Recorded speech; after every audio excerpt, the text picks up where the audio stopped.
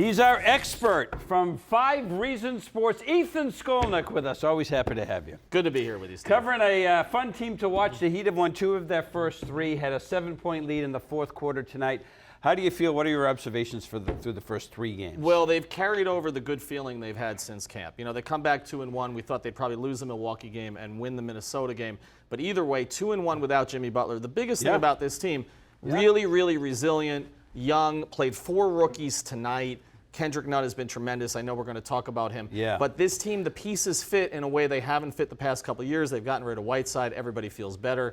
And they just look like a good, fun group that you're going to want to watch. And I pegged them for a 3. money, too. Saved a lot of money. And I pegged them for a 3 seed this year, Steve. And nothing I saw the first 3 games took me away from them. Pegged them for a 3 seed. 3 seed. We'll have to revisit that. All right, Kendrick Nunn. Who is this guy? Starting 2 guard, averaging just over 22 at 25 tonight. I'm going to give you a stat that's going to make Dwayne Wade never speak to me again. First 3 games of Dwayne Wade's career, he averaged 9 points a game, 3 rebounds, 3 assists. First 3 games of Kendrick Nunn's career, 22 points, 3 rebounds, 3 assists. I'm not saying he's going to be Dwayne Wade, but it's a tremendous find. They picked up this kid on the last day of the season last year. Ronnie Magruder, they let him go for basically luxury tax reasons. They were eyeing Kendrick Nunn. Golden State didn't bring him up to the big roster. Right. They stole him from Golden State. The Warriors can use him now.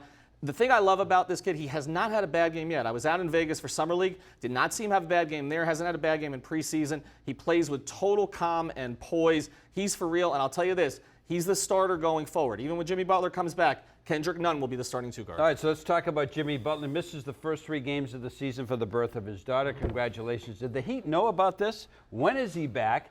And how does his return change the lineup when he gets back? I think they were fairly aware, Steve, so it's okay. Okay. They knew something was coming. I don't know that it would be that day. Like, they didn't know, like, at that shoot-around he was going to miss the game that night when he was at shoot-around. All right. But, look, they're comfortable with it. I think, look, Heat fans are up in arms about this. I mean, get a life, okay? I mean, he's there for the birth of his child. First 3 games he misses, he'll be back. I actually think, Steve, he'll be back for the game against Atlanta on Tuesday night. But I actually think this is good for the team going forward because some other leaders started to emerge without Jimmy, and I think that builds trust from Jimmy to those players, particularly Justice Winslow and Bam Adebayo, who really took the reins in that second game. And we know that Goran Dragic is a player that can be trusted. But I think, Jimmy, you want him to have trust in his teammates. I think he's going to have that trust from what he's seen. And you saw him tweet about it the other night, from what he's seen from his group when they haven't been with him. And now, bringing Jimmy back, Steve, they'll have a guy to close these games, which I do think has been a problem. You look at some of the turnovers in the past couple games, won't be as big a problem with Somebody's going to lose minutes.